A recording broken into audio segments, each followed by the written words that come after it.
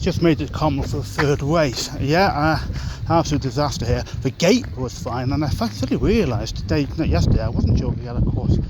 The entrance to the course when the sort of caravan park would be open. I thought it must be, and it was.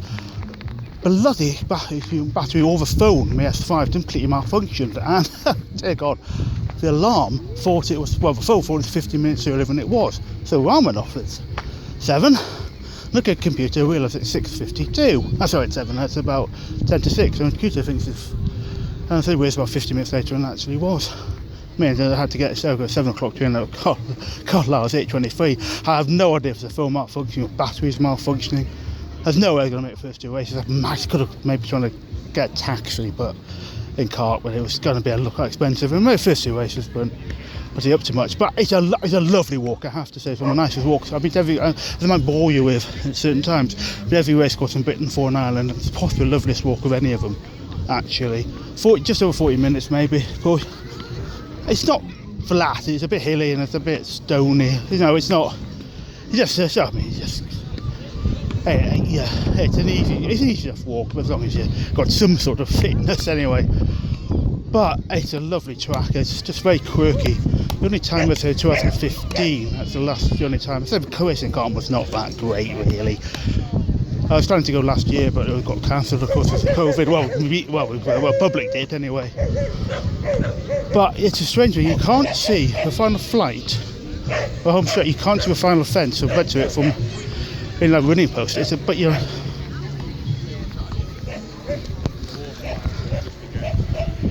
Over here, the best thing to do is just watch it at different places. Watch each race in a different place, and I like watching them down the back straight. It's the only place you can do this in. I think also Chester could do that. I mean, but Chester's so badly ran, we probably never thought of it actually. As long as a lot like taking alcohol or something. There could be a plan for Chester, but hey, dismally ran Racecourse Chester. Cartmel, lovely atmosphere, bank holiday. It's a lovely go race. It's just sad I missed first 2 races, so I just about hit but it is a very, very strangely designed course. Like Chelmsford City and Chester, a lot of facilities are inside the track rather than outside. But it's a lovely day, and it's just annoying missed the first 2 races. But with 8 race cars, I get 6 more races to watch. I'll admit to being a bit pissed, and not of the alcoholic kind. I hadn't realised that the Cartmel cutting off the access from the Founder course into the parade ring and places like that. I don't know why. I'm just bored, to be honest. The racing's okay. I don't mind that. It's a nice, cool, attractive course. It's a beautiful view, but I'm gonna wait for that. I don't want to put people coming other times. I think COVID, if you want to see horses in parade ring will like this, don't come to Cartmel. I mean, I think maybe onto the other entrance you might have done. But just basically not laying on across the course at all, and I just was annoyed because I don't fancy an alcoholic drink, I don't fancy a coffee, I might get a possibly, I don't fancy anything particularly, and I just stuck here. I was simply bored between the races. There was a big screen at the top, I could maybe watch some racing most well, but I just don't think Cartmel. I don't know if this is members only or whether, as they're saying, it's just you had to be wrong entrance to get across. By saying if you want to go see off the parade ring or pre-parade ring for Cartmel, just wait to go to any restrictions go. But I just think you could handle this so we should handle this better. You need to attract people, not just people for bank holiday crowd. You don't just want to attract the bank holiday crowd, you need to attract people interested in racing. And maybe other people like me who aren't really fancying a drink would like to see horses in the parade ring and just can't do it and may not come back. Because I'm saying, I know it's actually bored, racing's okay. It's a nice course, a nice view, and I don't. But something is. As they're watching them set of Cartmel here, they need to handle this a lot better, I think. Just a class about Cartmel, I would actually encourage people to come here, just if you're interested, I think, in seeing what's in parade and pre-parade ring. Don't come until COVID's, well, sorted out, I want a better phrase. And having a pint of red ale, actually, here. I very rarely went to the racecourse, and it was alright, but I mean, I hate drinking out of plastic glasses, they're always a bad sort. I always rest a beer, to be honest.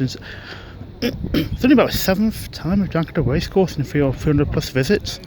Once it's first, and I think I remember Doombar, and it put me off drinking at a racecourse, frankly, because it was overpriced, not great, and just wasn't a good beer. It had not just a pint of what it was just I think just the way it was just too much, and I didn't think it was very good.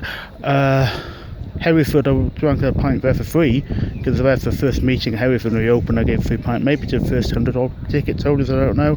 So I in Canton because by the beer festival meeting, had a get a free race card and a pint of beer, and actually it was quite nice beer, even though maybe plastic glass again.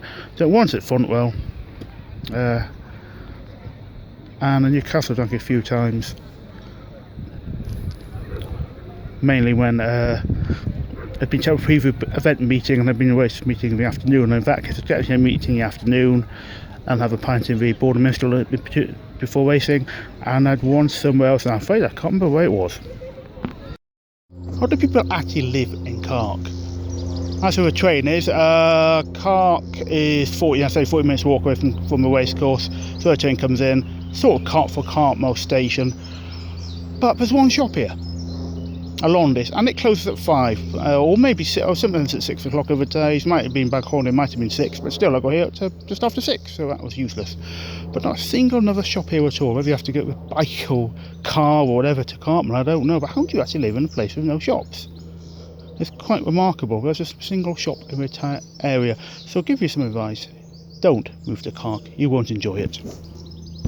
I actually want a drink, not the alcoholic type, just a normal drink.